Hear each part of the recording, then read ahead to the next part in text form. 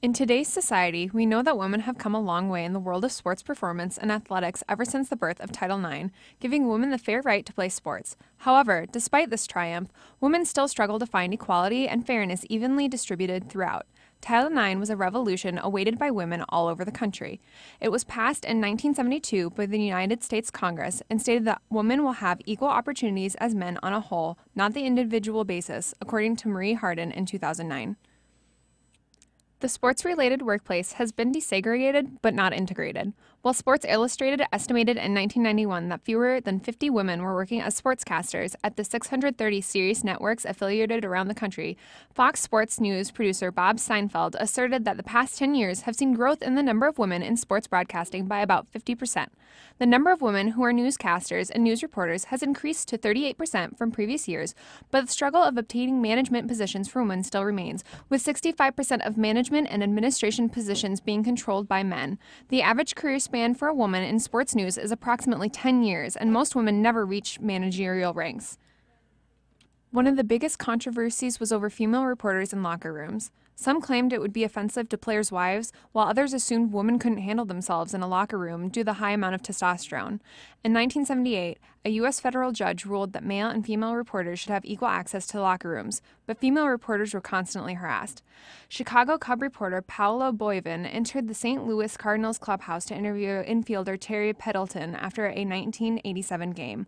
One teammate asked Boivin, "Are you here to interview somebody, or are you here to look at a bunch of guys' dicks?" One player's jockstrap was thrown toward Boivin and landed on her head. Many of the first female newscasters introduced were chosen based off their looks rather than their knowledge. According to Allen in 2003, women sportcasters during the 1950s and 1960s, such as NBC's Pauline Fredericks and Nancy Dickerson, were hired for reasons other than their knowledge of sports. Phyllis George, a former Miss America, was hired as a sportscaster in the mid-1970s, according to Schwartz in 1999. Martz stated in 2000 that, according to George, despite her hard work, viewers positioned her as a sex symbol. Also, Schwartz concluded many women were not hired for their knowledge of football, but to add a feminine touch to the male-dominated airwaves.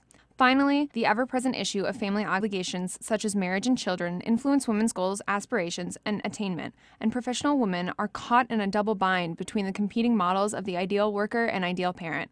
93% of female journalists surveyed by Hernandez in 1996 claimed that the obstacles or frustrations they encountered are not the same obstacles or frustrations that their male counterparts experience. Women sportscasters stated that they felt pressured to maintain their appearance, constantly prove their credibility, confront inequitable treatment, work long hours for promotions, and tolerate the network's informal policy of hiring beauty over intelligence. For women to have equal opportunities as sportscasters, the sport culture needs to change. Many females that spend a lot of their time around sports are the ones that we see on the sidelines and during halftime, the cheerleaders and dancers. According to the National Federation of State High School Associations in 2008, there were almost 400,000 females involved in high school cheerleading in the United States. How they are portrayed doesn't reflect their true athletic ability. In media and popular culture, cheerleaders tend to be objectified, having emphasis drawn away from any actual athletic ability and focused on physical attributes such as breasts, stomach, legs, and butt. Athletic training rooms used to restrict female access. Trainers consistently were males, and male hegemony is still something females struggle to overcome within the workplace. Though breakthroughs are still difficult, women within training rooms has risen over the last 40 years and continues to rise to this day. 1950 was the year when the National Athletic Trainers Association formed, but it wasn't until 1972 when the first woman, Sherry Baghagan, took the certification exam found in female athletics training by Linda Tower Kent. This was the beginning of the breakthrough for women in professional athletic rooms, though breaking the barriers of traditional male-dominated sports like baseball, football, basketball, and hockey is still difficult. It wasn't until 2002 when Erika Iso was hired into the National Football League as a full-time trainer, though this position was only as an assistant trainer. There are still no head female trainers in the NFL, and at this time, baseball, basketball, and hockey still have no female trainers. In contrast to this, within the Women's National Basketball Association, women held 70% of the trainer positions. It's easy to overlook how much a team of any sport relies on the knowledge, leadership, and support of a coach. In terms of distribution of genders among the coaching profession, women's teams are more often coached by males than females, as stated by Hallmark and Armstrong in 1999.